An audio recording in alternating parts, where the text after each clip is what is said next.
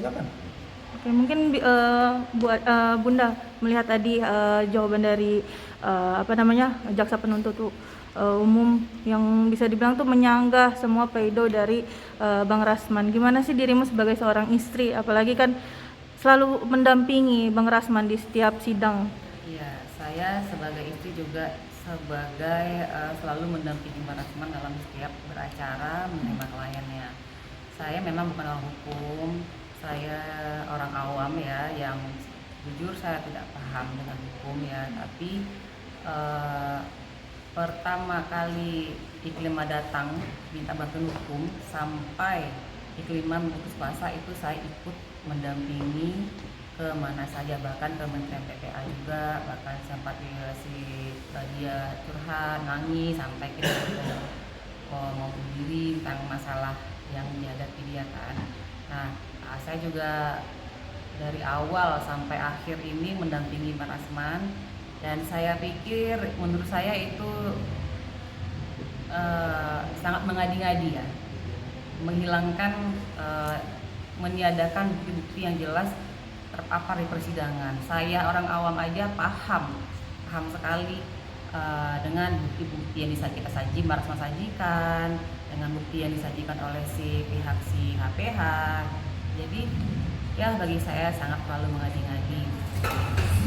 Dan saya tetap apapun itu terjadi, apapun itu, saya sebagai istri, keluarga, saya akan selalu full support kepada Bang Rasman, karena ini sampai lagi ya, ini masalah remeh-temeh petak sawah yang digarap, jadi dibikin ya heboh sampai 8 bulan seperti ini persidangannya.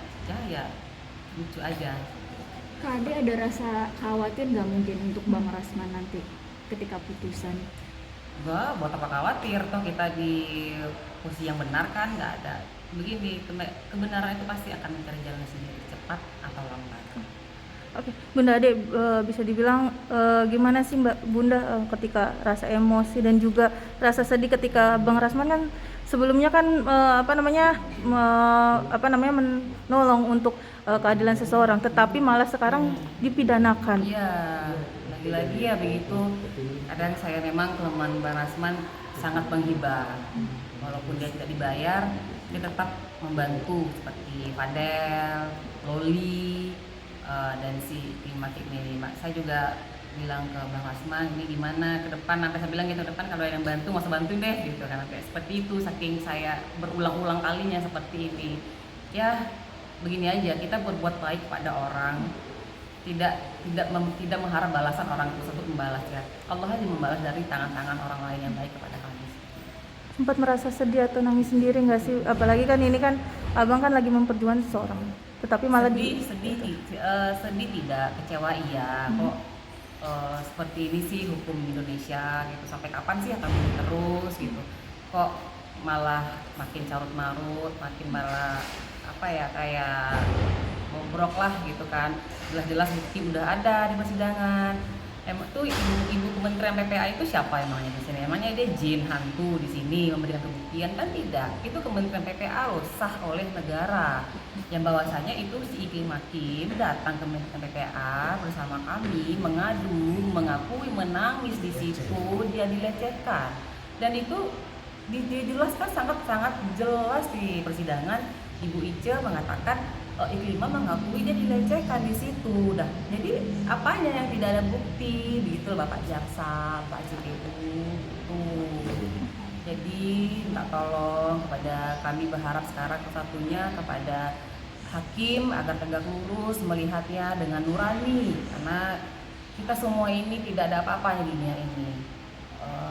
Apa yang kau tanam itulah kau tuai, seperti itu. Yang jelas, yang benar benarkan, yang salah salahkan. Jangan jangan melihat ada satu kepentingan atau yang lain. Kita memohon kepada hakim, tolong tegak lurus, karena suami saya tidak bersalah sama sekali. Dia hanya menolong seorang perempuan yang dikatakan dia dilecehkan oleh orang pengacara yang katanya hebat, yang katanya kaya. Makanya dia datang ke kantor kami ingin pendampingan untuk melakukan minta keadilan bagi si perempuan ini.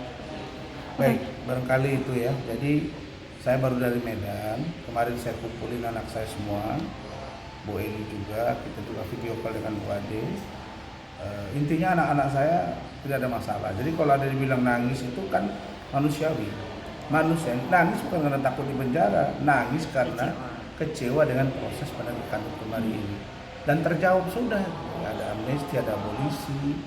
Nah, saya kemarin kritik hakim, tiba-tiba hakim ketangkap 60 miliar. Nah, sekarang kita cinta hakim, sangat cinta dengan hakim. Karena itu saya sudah 2 kali minta maaf. Tapi bayangkan ya, ada perbuatan yang dilakukan oleh Hotman dengan Iklim Hakim, terfaktakan, masih dikatakan bahwa itu tidak terbukti. Kan aneh.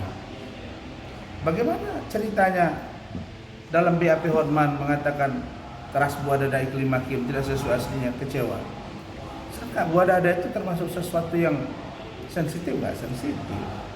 Kalau itu disentuh, dipegangi, disusui misalnya.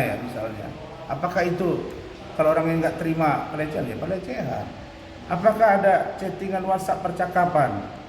Apakah itu yang mengarah kepada perbuatan yang misalnya menyebut kata-kata yang tidak pantas? Apakah itu pelecehan? Makanya ada verbal, non verbal.